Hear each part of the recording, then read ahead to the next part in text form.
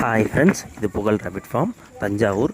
நம்ம இந்த வீடியோவில் எதை பற்றி பார்க்க போகிறோம் அப்படின்னா, நம்ம வந்து 3 ஷார்ட்ஸாக பிரித்து போடலான்னு இருக்கோம். நார்மல் ப்ரீட்னா என்ன, பியூர் ப்ரீட்னா என்ன, கிராஸ் ப்ரீட்னா என்ன அப்படின்ட்டு. இப்போ இந்த வீடியோவில் பார்க்க போகிறது வந்து நார்மல் ப்ரீடு. நார்மல் ப்ரீடுங்கிறது வந்து ரொம்ப மினிமலான ரேபிட்ஸ். அது வந்து மேக்ஸிமம் வந்து 1.25 கிலோ, 2 கிலோ வராது. 1.25 கிலோ, 1.5 கிலோ அவ்வளோதான் வெயிட்டே வரும். இதை வந்து மீட் பர்பஸ்க்குலாம் வளர்க்க முடியாது.